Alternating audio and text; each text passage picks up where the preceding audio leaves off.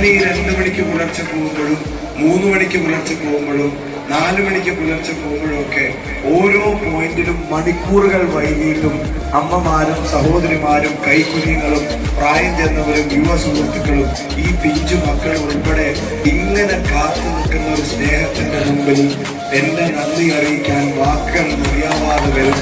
അതുകൊണ്ട് തന്നെ ഒരു കാര്യം ഞാൻ തീരുമാനിച്ചു, ഞാൻ നന്ദി പറയുന്നില്ല, എന്റെ നന്ദി ഞാൻ പ്രവർത്തിയിൽ കാണിക്കുമെന്ന് നിങ്ങൾക്ക് ആഗ്രഹിക്കുക. നിങ്ങൾ തരുന്ന ഒരു ഓട്ടുകൊണ്ട്, നിങ്ങൾ തരുന്ന ഒരു അവസരമുണ്ട്, നിങ്ങൾ എനിക്ക് വേണ്ടി ചോദിക്കുന്ന ഒരു ഓട്ടുകൊണ്ട് ഒരു കാര്യം ഞാൻ പറയാം, അതിന്റെ പേരിൽ നിങ്ങൾ ആരുടെ മുമ്പിലും തലകുനിച്ചു നിൽക്കേണ്ടി വരുന്ന ഒരു സാഹചര്യം ഞാൻ ഉണ്ടാക്കില്ല. ഈ നാടിന്റെ ഐക്യത്തിന് വിരുദ്ധമായ ഒരു നിലപാട് ഒരു കാലത്തും എന്റെ മുന്നിൽ ഉണ്ടാവില്ല. എന്റെ മുന്നിലേക്ക് വരുന്ന ഒരാളുടെ ജാതിയും മതവും നോക്കി ഇടപെടാൻ അവസാന ശ്വാസം വരെ ഞാൻ തയ്യാറാവില്ല എന്നുള്ളതും നിങ്ങൾക്ക് ഉറപ്പ് നൽകാൻ ആഗ്രഹിക്കുന്നു.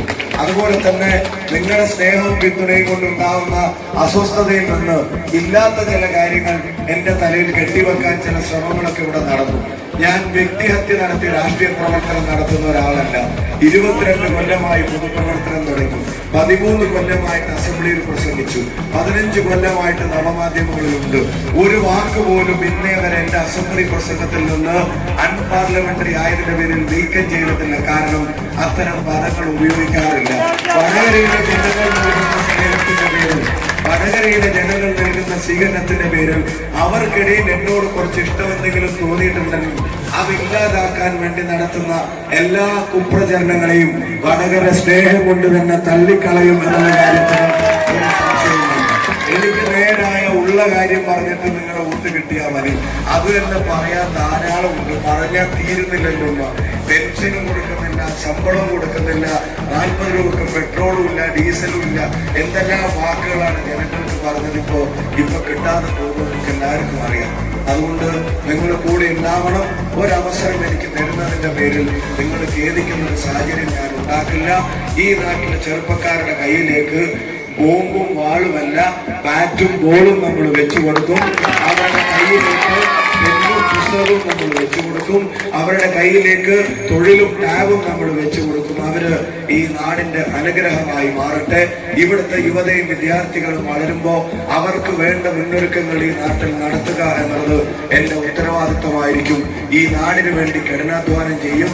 പാർലമെന്റിലേക്ക് തെരഞ്ഞെടുക്കപ്പെട്ടാൽ അവിടെ ചെന്ന് വാ തുറക്കേണ്ടടുത്ത് തുറക്കും, ചോദിക്കേണ്ടടുത്ത് ചോദിക്കും, പറയേണ്ടടുത്ത് പറയും, ചോദിച്ച് വാങ്ങേണ്ടടുത്ത് ചോദിച്ച് വാങ്ങുകയും ചെയ്യും. എല്ലാവരും കൂടെ ഉണ്ടല്ലോ. ഇല്ലെങ്കിൽ ഈ നാട്ടിലേക്ക് കൂടെ വന്ന് നിൽക്കേണ്ട കാര്യമുണ്ടോ അല്ലേ? അതെനിക്കറിയാം. പിന്നെ ഒരു കാര്യം കൂടെ, 26-ാം തീയതി ഉച്ചക്ക് പോയി വോട്ട് ചെയ്യോ? അതറിയാൻ വേണ്ടിയാ ഞാൻ ഉച്ചക്കെന്ന് പറഞ്ഞു നോക്കിയത്. രാവിലെ തന്നെ പോകണം, എല്ലാവരെയും ചേർത്ത് പോകണം. അന്ന് ബൂത്തിന് തിരക്കാണ്, ഉച്ചയ്ക്ക് ശേഷം ആക്കാം, വൈകുന്നേരം ആക്കാമെന്ന് പറയേണ്ട, രാവിലെ തന്നെ പോയി ചെയ്തിട്ട് വരിക.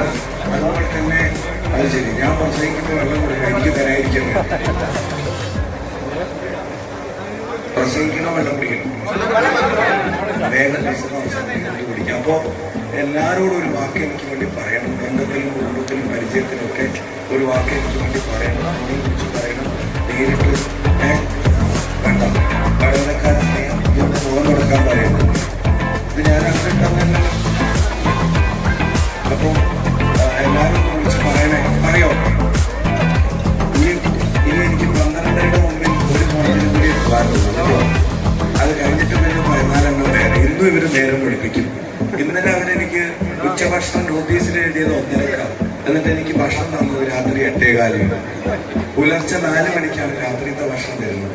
ഇത് കഴിഞ്ഞിട്ട് നിങ്ങൾ ഇലക്ഷൻ കമ്മിറ്റിക്കാരോടും ചോദിക്കണം, ഞങ്ങളുടെ സ്ഥാനാർത്ഥിക്ക് ഭക്ഷണം കൊടുക്കുന്നില്ല എന്നൊക്കെ ചോദിക്കണം. പോയിട്ട് വരട്ടെ എല്ലാവരോടും കേട്ടോ, പോയിട്ട് വരാം.